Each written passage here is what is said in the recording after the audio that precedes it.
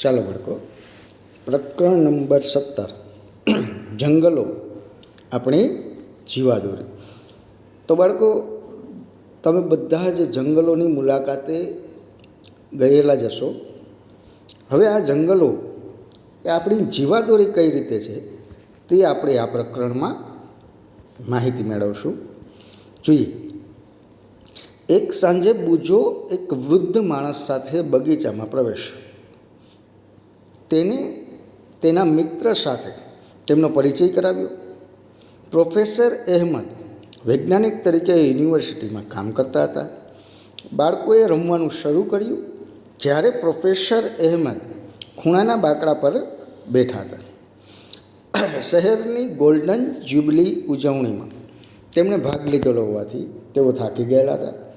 થોડી જ વારમાં બાળકો પણ આવ્યા અને તેમની બાજુમાં બેઠા.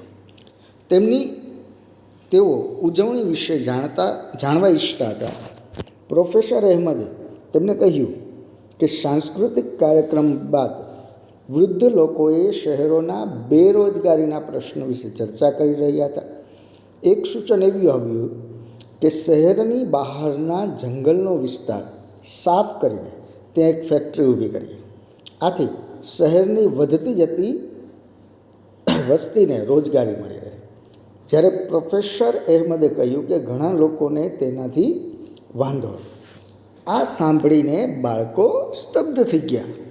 પ્રોફેસર અહેમદે સમજાવ્યું કે જંગલો છે એ લીલા ફેફસા છે અને કુદરતનું જળ શુદ્ધિકરણ તંત્ર છે. જો ખાસ બાળકો અહીંયા ધ્યાન રાખજો, જંગલો એ લીલા ફેફસા છે. આવું શા માટે કીધું? તો આપણને ખ્યાલ છે બાળકો કે વાતાવરણમાં ઓક્સિજનની માત્રા જે છે એ જાળવી રાખવાનું કામ વનસ્પતિ કરે છે. અને જંગલોમાં વનસ્પતિની માત્રા કેવી હોય છે? વધારે હોય છે. જોઈએ, બાળકો અસમજમાં પડ્યા કે ભાઈ કેવી રીતે ના પડી, શા માટે કારખાના કરવા ના પડી. પ્રોફેસર અહેમદ સમજ્યા કે બાળકોને જંગલની મુલાકાત લીધેલ નથી. બાળકોને પણ જંગલ વિશે વધુ જાણવું હતું. તેથી તેમણે પ્રોફેસર અહેમદ સાથે તેની મુલાકાત લેવાનું નક્કી કર્યું. હવે જોઈએ જંગલની મુલાકાતમાં શું હતું. તો કે એક રવિવારે સવારે બાળકો છરી, બહિર્ગોળ લેન્સ, લાકડી, નોટબુક વગેરે લઈ એક સાથે જંગલની મુલાકાતે નીકળ્યા. રસ્તામાં તેમને તેમની જ ઉંમરના એક છોકરો ટીબુ મળ્યો કે જે તેની માસી સાથે ઢોર ચરાવવા જઈ રહ્યો હતો. તે ખૂબ જ સ્ફૂર્તિથી ઢોરને એકઠા રાખવામાં આમ તેમ દોડતો હતો. જ્યારે તેણે છોકરાઓને જોયા ત્યારે તે તેમની સાથે ચાલવા લાગ્યો. જ્યારે તેના માસી બીજા રસ્તા પર ગયા. જેવા તેઓ જંગલમાં પ્રવેશ્યા, ટીબુએ હાથ ઉપર કર્યો અને શાંત રહેવાનો ઈશારો કર્યો, કારણ કે અવાજથી જંગલોના પ્રાણીઓને ખલેલ પહોંચી શકે. ટીબુ પછી તેમને ઊંચાઈવાળા વિસ્તાર પર લઈ ગયો કે જેથી તેઓ જંગલનો બહોળો વિસ્તાર જોઈ શકે. બાળકોને નવાઈ લાગી, કારણ કે તેઓ જમીન જોઈ જ શકતા ન હતા. વિવિધ વૃક્ષોના મથાળા દ્વારા ભૂમિ પર જાણે લીલી ચાદર પથરાયેલી હોય. અહીંયા આપણને આકૃતિમાં જોવા મળે છે. બાજુમાં જ સરસ મજાનું એક જંગલનું ચિત્ર દર્શાવેલું છે. જોકે લીલું આવરણ બધી જ જગ્યાએ એક સમાન ન હતું. પર્યાવરણ શાંત હતું. હવાની ઠંડી લહેરકી પસાર થઈ રહી હતી, જેથી બાળકો ખૂબ જ ખુશ અને તાજગીસભર થઈ ગયા હતા. જ્યારે તેઓ નીચે ઉતરતા હતા ત્યારે તેઓ અચાનક પક્ષીઓના મધુર અવાજ અને વૃક્ષો ઉપરની ડાળીઓ પરથી કેટલાક અવાજ સાંભળી ઉત્સાહિત થયા. ટીબુએ તેમને શાંત રહેવાનું કહ્યું, કારણ કે આ અહીં સામાન્ય બાબત હતી. બાળકોની હાજરીના કારણે વાંદરાઓ ઉપર તરફ કૂદ્યા અને ડાળીઓ પર બેસેલા પક્ષીઓને ખલેલ પહોંચાડી. પ્રાણીઓ ઘણીવાર આ પ્રકારે બીજા પ્રાણીઓને સાવધાન કરવા ચેતવણી આપે છે. ટીબુએ એ પણ કહ્યું કે ઘણા અન્ય પ્રાણીઓ જેવા કે રીંછ, જંગલી બળદ, શિયાળ, સાપ, હાથી વગેરે જંગલના ઊંડાણવાળા વિસ્તારમાં રહે છે. પ્રોફેસર અહેમદ બાળકોને ચેતવ્યા કે તેમણે જંગલમાં ઊંડાણવાળા વિસ્તાર સુધી જવું જોઈએ નહીં, કારણ કે ત્યાં આવા મોટા પ્રાણીઓ વસવાટ કરે છે. બુજો અને પહેલીને યાદ હતું કે તેઓ જંગલ એક વસવાટ હોવા પર ધોરણ 6માં અભ્યાસ કરી ગયા છે. તેમણે જોયું કે જંગલ કેવી રીતે ઘણા પ્રાણી અને વનસ્પતિ માટે ઘર પૂરું પાડે છે. હવે જોઈએ બાળકો આગળ. તમને અહીંયા વિવિધ વનસ્પતિઓ બતાવેલી છે. લીમડો, શીશમ, સેમલ. તમે આકૃતિમાં જુઓ છો વાંસ. જે ભૂમિ પર બાળકો ચાલી રહ્યા હતા તે ઘણી ઉબડખાબડ હતી અને તે ઘણી વનસ્પતિઓથી ઘેરાયેલ હતી.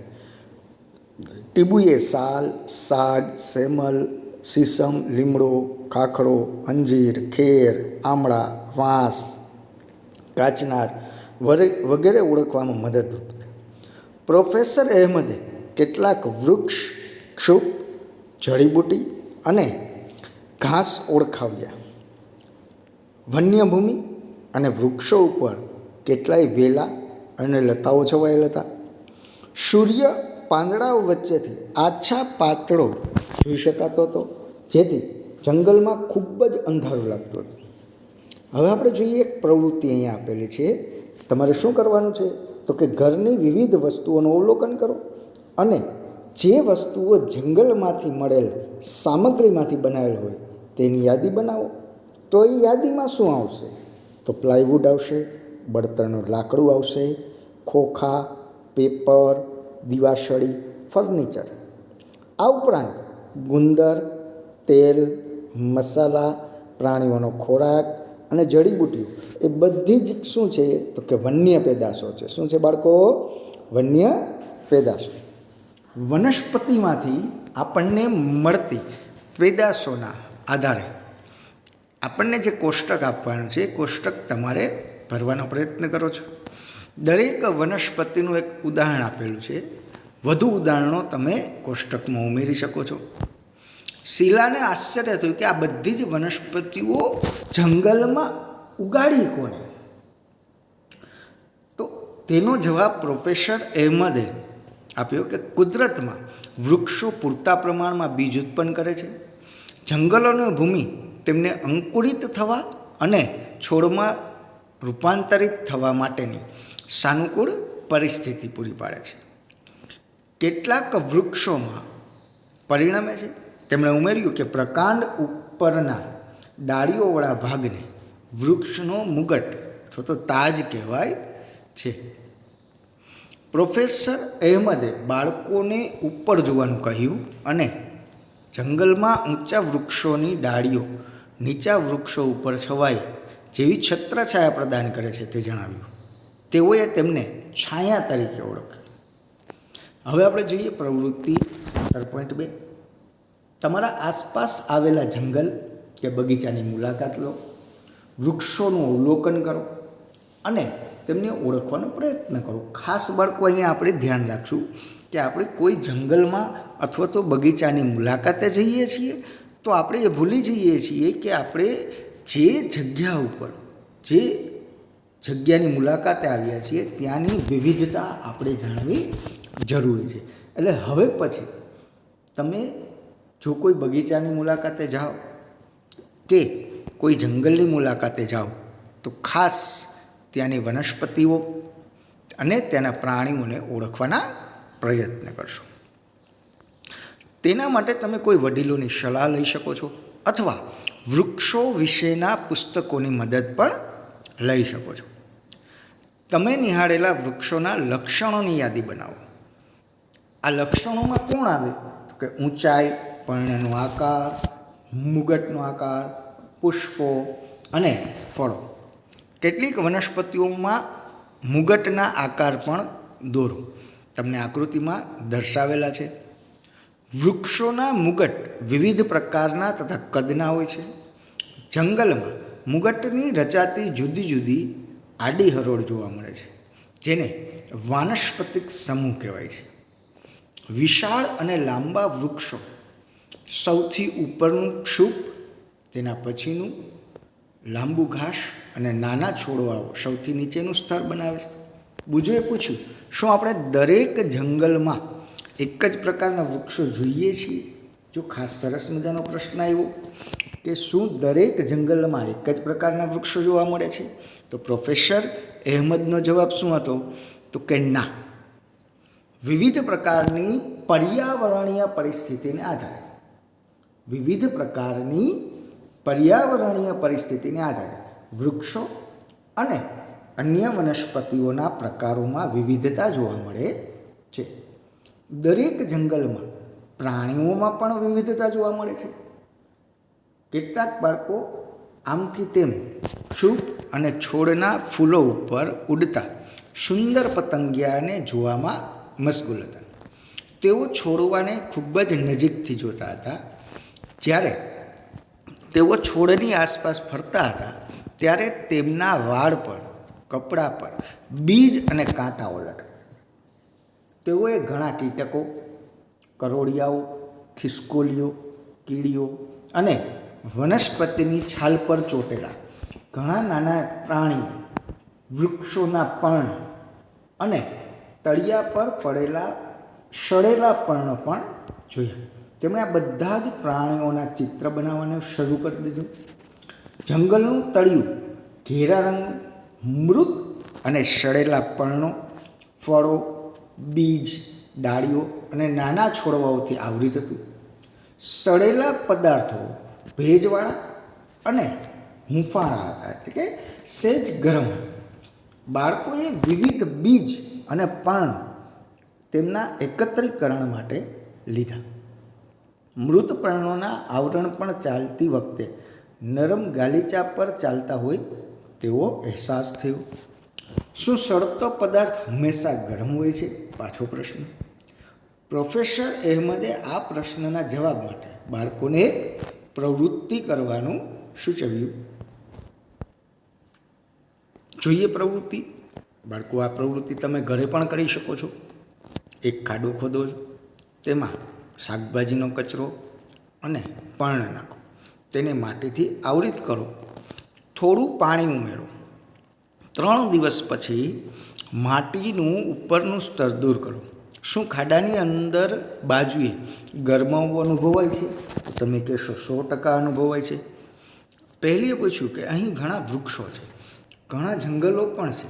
જો ફેક્ટરી બનાવવા માટે થોડા વૃક્ષો કાપીએ તો શું ફરક પડે?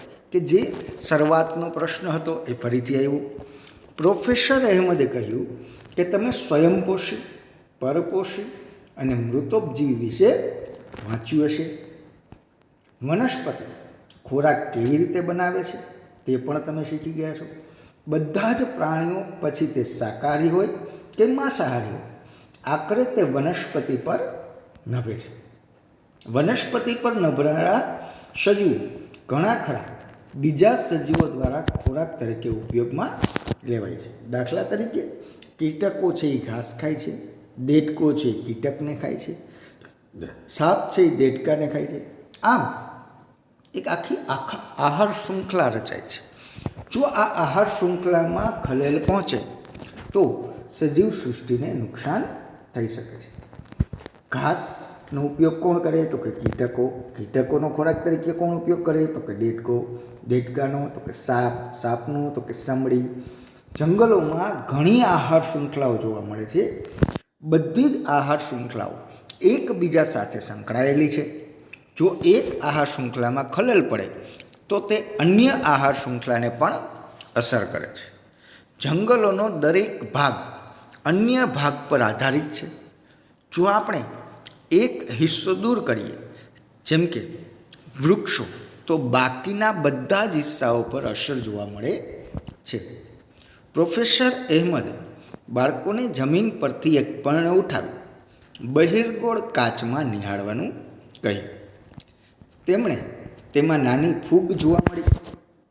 તેઓએ નાના જીવજંતુઓનું સૈન્ય જોવા મળ્યું, જેમ કે કીડીઓ, ટાલિયા જીવડા વગેરે. તેમને નવાઈ લાગી કે આ સજીવો તેમાં કેવી રીતે જીવે છે. તો પ્રોફેસર અહેમદે સમજાવ્યું કે ભાઈ નરી આંખે સરળતાથી જોઈ શકાતા સજીવો ઉપરાંત પણ સૂક્ષ્મ જીવો જમીનમાં રહે છે. ફૂગ અને સૂક્ષ્મ જીવો શું ખાય છે? તો કે ફૂગ છે. ફૂગ અને સૂક્ષ્મ જીવો શું ખાય છે? તો કે મૃત વનસ્પતિ અને પ્રાણીઓની પેશીઓ ઉપર નભે છે. તેમને ઘેરા રંગના સેન્દ્રિય પદાર્થમાં ફેરવે છે. સેન્દ્રિય પદાર્થ વિશે પ્રકરણ 9માં આપણે અભ્યાસ કરી ગયા છીએ. જમીનના કયા સ્તરમાં સેન્દ્રિય પદાર્થ જોવા મળે છે એ તમારે યાદ કરવાનું છે. તેનું જમીનમાં શું મહત્ત્વ છે તે પણ તમારે વિચારવાનું છે. હવે જોઈએ, સૂક્ષ્મજીવો કે જે મૃત વનસ્પતિ અને પ્રાણીઓને કાળા સેન્દ્રિય પદાર્થોમાં ફેરવે છે તેવા સૂક્ષ્મજીવોને વિઘટકો કહેવાય છે. શું કહેવાય છે? વિઘટકો, કે જે જટિલ સ્વરૂપનું સરળ સ્વરૂપમાં રૂપાંતર કરે છે. આ સૂક્ષ્મજીવો જંગલમાં ખૂબ જ મહત્ત્વનો ભાગ ભજવે છે. પહેલીએ ઝડપથી જમીન પરના મૃત પાંદડાઓ દૂર કર્યા અને તેઓની નીચે કાળી માટીનું સ્તર જોવા મળ્યું. સેન્દ્રિય પદાર્થોની હાજરી એ સૂચવે છે કે જમીનમાં મૃત વનસ્પતિ અને પ્રાણીઓના પોષક ઘટકો મુક્ત થયેલા છે. અહીંથી આ પોષક તત્વો ફરીથી વનસ્પતિ દ્વારા શોષાય છે. જો પ્રાણી જંગલમાં મૃત્યુ પામે તો શું થાય? તો કે મૃત પ્રાણીઓ ગીધ, કાગડા, શિયાળ અને જીવજંતુઓનો ખોરાક બની જાય. આ રીતે પોષક તત્વો ચક્રમાં ફરતા રહે. આથી જંગલોમાં કશું જ નકામું જતું નથી. પહેલીએ પ્રોફેસર અહેમદને યાદ કરાવ્યું કે તેમણે જંગલો લીલા ફેફસા કેમ છે તે સમજાવ્યું નથી. તો પ્રોફેસર અહેમદે સમજાવ્યું કે વનસ્પતિઓથી પ્રકાશ સંશ્લેષણ દ્વારા ઓક્સિજન મુક્ત કરે છે. પ્રાણીઓના શ્વસન માટે વનસ્પતિ ઓક્સિજન પૂરો પાડે છે. વૃક્ષો, ખાસ બાળકો ધ્યાન રાખજો, વાતાવરણમાં ઓક્સિજન અને કાર્બન ડાયોક્સાઇડનું સંતુલન જાળવે છે. આથી જંગલોને આપણે શું કહીએ છીએ? ફેફસા કહીએ છીએ. બાળકોએ આકાશમાં વાદળા બનતા જોયા. બુજોએ યાદ કર્યું કે તેણે ધોરણ 6માં જલચક્રનો અભ્યાસ કર્યો હતો. વૃક્ષો મૂળ દ્વારા પાણી લે છે અને હવામાં બાષ્પ સ્વરૂપે બાષ્પોત્સર્જનની પ્રક્રિયા દ્વારા પાણીને શું કરે છે? મુક્ત કરે છે. જો વૃક્ષો થોડા હોય તો જલચક્ર પર શું અસર પડે બાળકો? તો સીધો જ ખ્યાલ આવે આપણને બાળકો કે વૃક્ષોની સંખ્યા ઘટે તો બાષ્પીભવનનો દર પણ શું થાય? ઘટે. જંગલો માત્ર વનસ્પતિ અને પ્રાણીઓનું જ ઘર નથી. તેમાં ઘણા લોકો પણ રહે છે. તેમાંના ઘણા જુદી જુદી જાતિઓના પણ હોય છે. ટીબુએ સમજાવ્યું કે આ લોકો મહદ અંશે જંગલો પર નિર્ભર છે. જંગલો તેમને ખોરાક, રહેઠાણ, પાણી અને દવાઓ પૂરી પાડે છે. તેઓ પાસે ઘણી જડીબુટ્ટીઓનું પરંપરાગત જ્ઞાન પણ હોય છે. જ્યારે બુજો નાના ઝરણામાંથી પાણી પી રહ્યો હતો ત્યારે તેને કેટલાક હરણ ઝરણું પાર કરતા જોયા. તેઓ ગીચ ઝાડીઓમાં અદૃશ્ય થઈ ગયા. ગીચ ઝાડીઓ અને ઊંચું ઘાસ પ્રાણીઓને ખોરાક અને રહેઠાણ પૂરું પાડે છે. તે જંગલમાં રહેતા માંસાહારીઓથી પણ આ પ્રાણીઓને શું કરે છે? બચાવે છે. ટીબુએ ધીમેથી જંગલના તળિયે જોયું. તેણે બાળકોને બોલાવ્યા અને કેટલાક પ્રાણીઓના મળ બતાવ્યા. તેણે જુદા જુદા પ્રાણીઓના મળનો તફાવત સમજાવ્યો. પ્રોફેસર અહેમદે સૂચવ્યું કે જંગલના અધિકારીઓ કેટલાક પ્રાણીઓની હાજરી તેમના મળ અને પગલાંના નિશાનથી ઓળખી શકે છે. બુજોએ બધાને બોલાવ્યા અને એક મોટા પ્રાણી, ખાસ ધ્યાન રાખજો બાળકો, મોટા પ્રાણીના મળનો સળેલો ઢગલો બતાવ્યો. તેમાંથી કેટલાક ઢાલિયા જીવડા અને ઈયળો ખોરાક મેળવતા હતા અને તેમાંથી બીજ અંકુરિત વિકાસ વિકસી રહ્યા હતા. કે જે જુદા જુદા છોડ અને ક્ષુપના હતા. પ્રાણીઓ પણ કેટલીક વનસ્પતિઓના બીજના ફેલાવા માટે અગત્યનો ભાગ ભજવે છે, કે જે આપેલ ઉદાહરણ પરથી ખ્યાલ આવે છે, જે જંગલની વૃદ્ધિ અને પુનર્વિકાસ માટે જરૂરી છે. પ્રાણીઓનો સડી ગયેલા મળ પણ બીજ અંકુરણની પોષણ પૂરું પાડે છે, તેમ પ્રોફેસર અહેમદે સમજાવ્યું. આ સાંભળીને બુજોએ પોતાની નોંધપોથીમાં નોંધ્યું, વનસ્પતિની વિવિધ જાતિઓને વિકસવાથી જંગલો તૃણાહારીઓને ખોરાક અને રહેઠાણ માટેની બહોળી તકો પૂરી પાડે છે. તૃણાહારીઓની વધુ સંખ્યા એટલે કે માંસાહારીઓ માટે ખોરાકનો વધુ જથ્થો, પ્રાણીઓની વિવિધતા જંગલના વૃદ્ધિ અને પુનર્વિકાસ માટે જરૂરી છે. વિઘટકો પોષક તત્વોનો પુરવઠો જંગલના વૃક્ષોને પૂરો પાડવામાં સહાય કરે છે. તેથી જંગલો એક ગતિશીલ જૈવિક અસ્તિત્વ જીવનથી ભરપૂર છે. બપોર થવા આવી અને બાળકોને પાછા જવું હતું. ટીબુએ પાછા જવા માટે બીજો રસ્તો બતાવ્યો. જ્યારે તેઓ પાછા જઈ રહ્યા હતા ત્યારે વરસાદ શરૂ થયો. જોકે આશ્ચર્યજનક રીતે તેમણે જોયું કે વરસાદના ટીપા સીધા જંગલના તળિયે અથડાતા ન હતા, કારણ કે એ ભૂમિનું આવરણ છે એ ઘટાદાર વૃક્ષોથી આવૃત હતું. જંગલોનો સૌથી ઉપરનો વિસ્તાર છત્રછાયા વરસાદના પ્રવાહને રોકીને રાખે છે અને મોટા ભાગનું પાણી ડાળીઓ અને વૃક્ષોના પ્રકાંડ દ્વારા નીચે આવે છે. ડાળીઓ પરથી ક્ષુપ અને છોડવાઓ પર પાણી ટપકે છે. તેમણે જોયું કે જમીન હજી સૂકી હતી. અડધા કલાક પછી વરસાદ અટક્યો.